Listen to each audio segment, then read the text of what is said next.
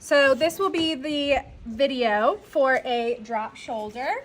So I'm gonna start with my center front line just to trace off my little half scale.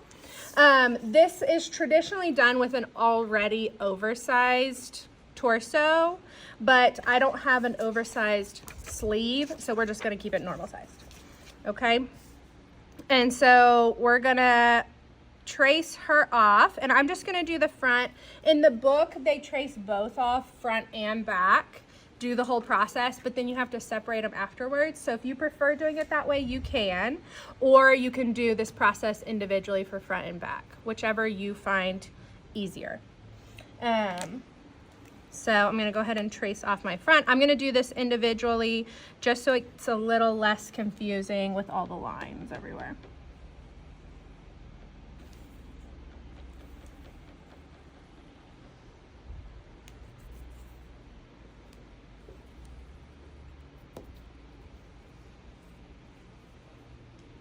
Okay, and I'm gonna pull off all of my markings. So I've got my arm notch, my underarm guideline, I've got a waist notch, and then this line that's right here was just from matching up the pattern because it was on two separate pieces of computer paper. So that line with the circle on it is not really a guide, it's just from when I was cutting out my pieces. Okay, so microcross this piece for that underarm guide. And then we're going to grab our sleeve.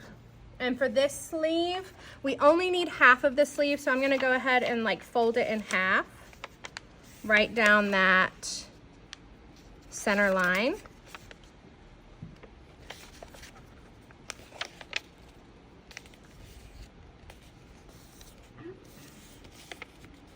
And we're gonna use the half of the sleeve that coordinates to whatever top we're doing. So I'm doing the front, so I'm gonna use the front of the sleeve. Okay, we're going to match up our sleeve at this underarm corner right here with the underarm on our top.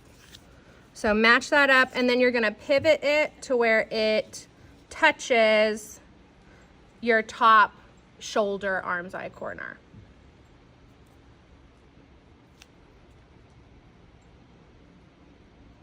So at the top, your halfway of the sleeve and your shoulder will not be completely even.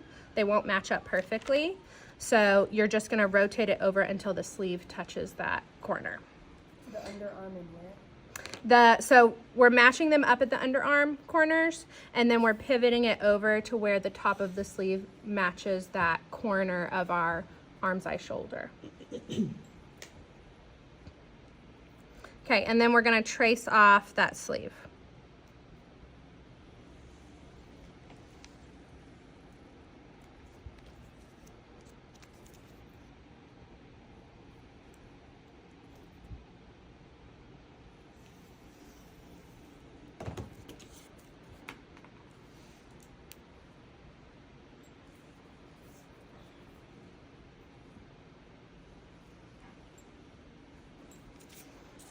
So this is where we're at. The next thing we're going to do is, if you had these on front and back, you could create your necklines. So if I want to like drop my neckline or make it more wide at this point, I can. So I'll just do it for my front. I'm gonna bring her out, let's say an inch, which would be 2 inches full scale. And then I'm gonna bring her down a little bit as well, maybe half an inch,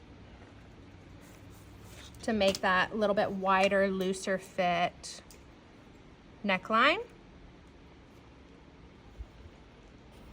If you had both front and back on the same paper, you would also draw in your back neckline. Okay, we can also at this point lengthen it however long we want. So if we're doing like a T, we could do length down there. I'm gonna add on a little bit, and this is just kind of determined by your style, how much you're adding to the length.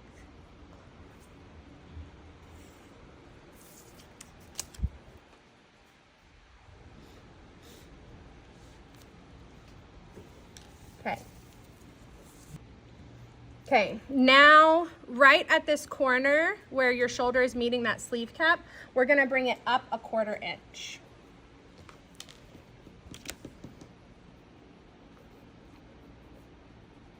So half scale, excuse me, is 1/8 of an inch. 1/4 inch full scale, 1/2 inch, or 1/8 inch half scale. You said bring down or bring it up? Up. Okay. So up above the shoulder, we're going 1/8 of an inch because we're in half scale. The whole shoulder? Okay, and now I'm just gonna determine how far I want that shoulder to drop. So again, that's based on your design of how far you want that to drop down. So I'm gonna pick 3 inches half scale. So I'm gonna go out 3 inches from that shoulder corner and just make a marking right on my sleeve. Okay, now we're going to take our hip curve or a French curve. If this was full scale, you would definitely need to do it with your hip curve because this is a gradual curve. You may be able to get it in with your French curve just because this is half scale. But we're gonna go from our neckline that we marked, the corner of that neckline at the shoulder, over to that marking where we raised our shoulder, and then out to the edge of our shoulder. We're just gonna smoothly mark those. And I'm gonna do this in red so y'all can see the difference.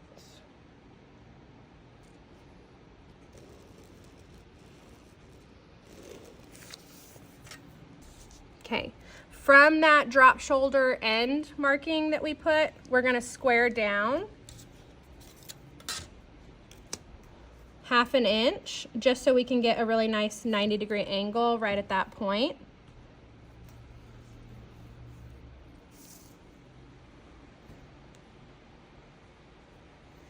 And then we're gonna mark over how deep we want this to be. So in the book they did 6 inches, so half scale, that's gonna be 3 inches. So we're basically just still squaring from that marking, and we're gonna go over 3 inches in half scale. And now we're gonna start connecting that to our side seam and drawing in our side seam.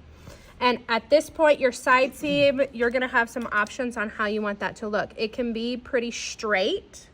So probably my sweater is a good example where this is basically like a square.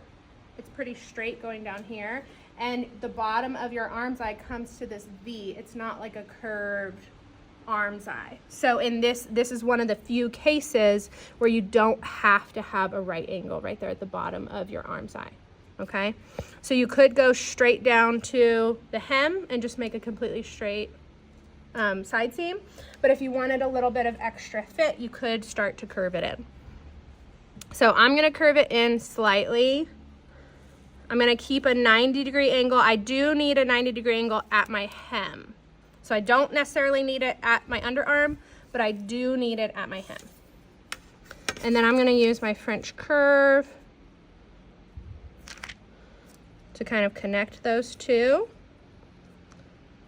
If your underarm blends into your side seam and there isn't a clear stop of where that underarm should be, go ahead and put a notch in there so that you know that's where my underarm stops and it turns into a side seam. So that's my finished product.